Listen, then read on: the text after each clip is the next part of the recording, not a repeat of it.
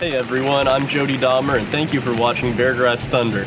Today we're at George Rogers Clark Park in Louisville, Kentucky, and we're going to be walking along this tributary of the South Fork of Beargrass Creek and just talk a little bit about the space.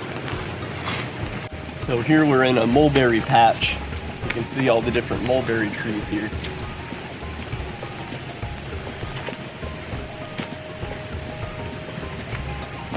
What's really interesting about this park is that there's some giant trees here, right? But it doesn't seem like there's any kind of lower level shrub layer or any kind of mid-level shrub. It really goes back to what we were talking about with rosemary on that nature preserve segment, where it's one thing to have some nice landscape trees, but it's another thing to actually revive the forest that was there before. And so the big trees are great, but in the next 50 years, 100 years, once the big trees die, there is nothing to take the place. And so that area of ground is going to get hammered with sunlight, it's going to become hot, and not as much stuff is going to be able to survive there. Here's some honeysuckle growing here. You can see how big the honeysuckle can get, and everything underneath is now shaded out.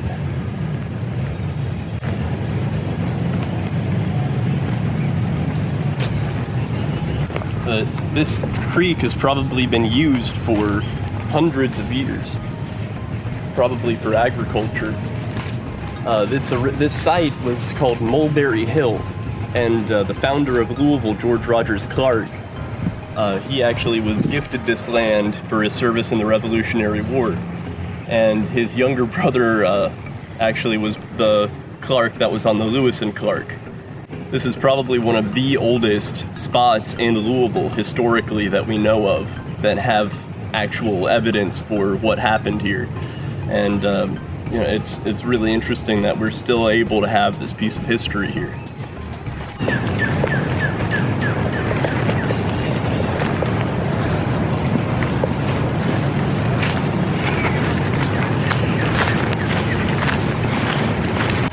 So here we can see that the honeysuckle have actually been cleared out of this, and so you're able to see much farther in the distance. This is a black walnut tree. Got some walnuts growing there.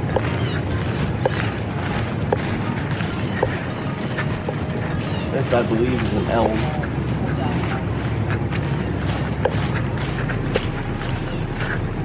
And then we got a nice broad mulberry tree here. These are great shade trees.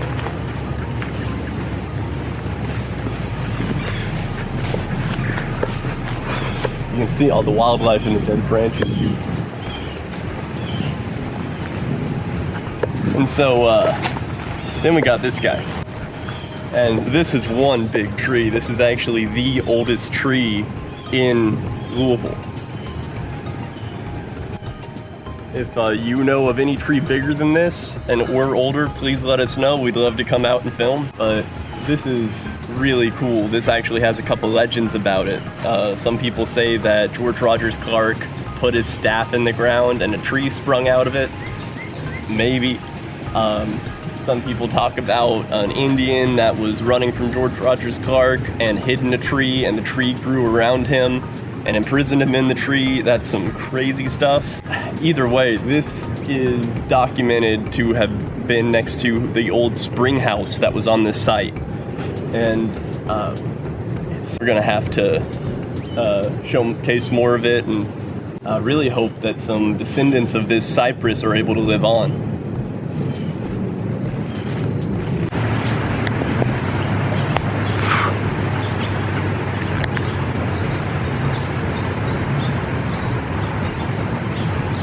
Here we got a thicket of what looks like porcelainberry and allianthus, otherwise known as tree of heaven. And you can see that it just grows in this thicket where nothing is able to really get through. This is a really common problem for a lot of landscapers. They like the fact that it's a fast-growing tree, but they don't really have a good effect on the Kentucky landscape.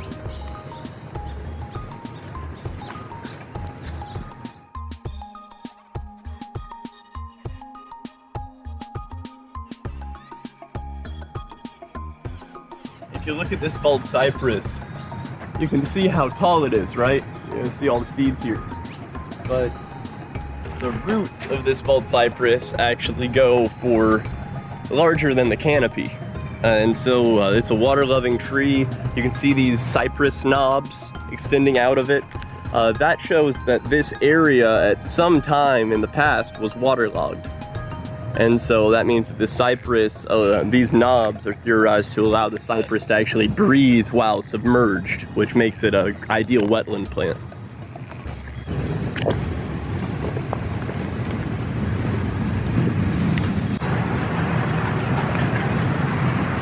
Do you see the deer tracks? Do you see the deer tracks? You can see some there too.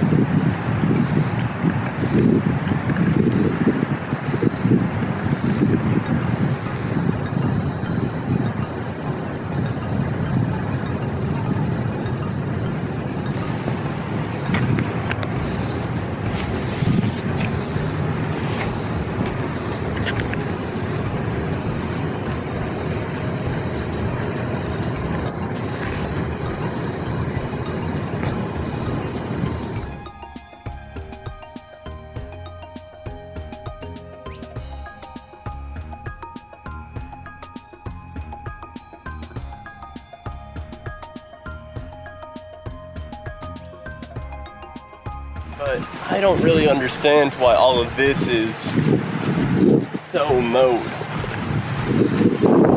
Because like, you've got beautiful landscape trees, but there's nothing really to take their place.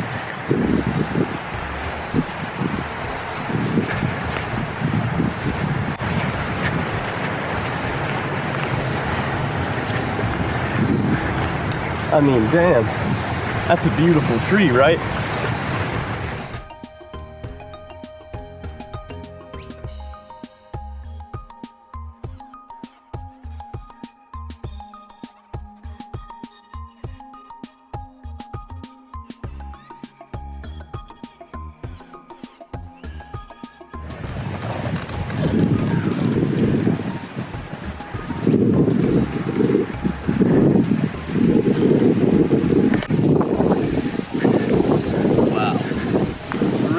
Imagine planting a forest right here.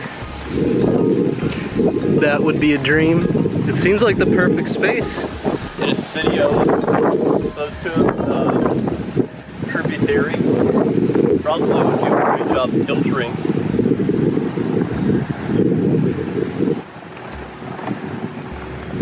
Look, you can see the big tree right there.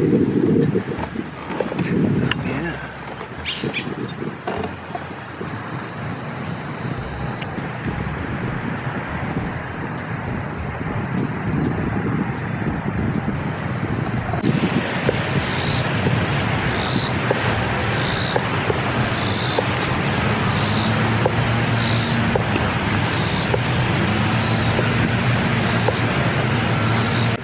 So you can see this is definitely a hill, right? And so this is Mulberry Hill. This is the actual site where George Rogers Clark cabin was. All the remnants are actually gone now. But based on historical documents, this is the most likely place.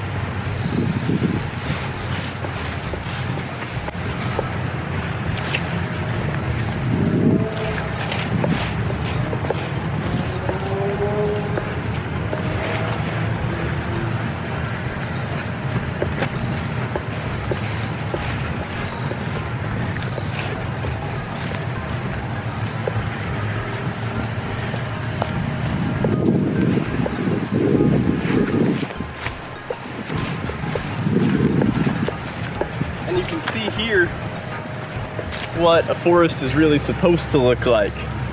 You're able to have big canopy trees, right? Like this black walnut up here. But you also have trees, I mean, you have invasives like this honeysuckle, but you have other trees that are able to grow in and replace the tallest ones. Because for a forest to be sustainable, you have to have constant regeneration. And if you look here at this tulip poplar, this is a beautiful tree, but in 100 years, what's going to take its place? All I see around it is grass.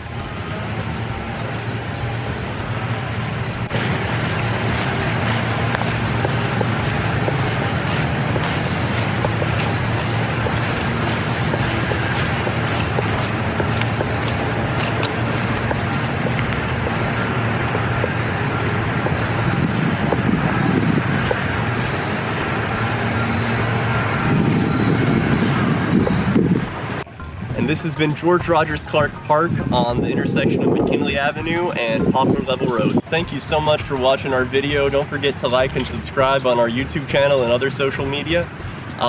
You know, if you want to keep coming back to Beargrass Thunder, just go to beargrassthunder.com. Thank you so much.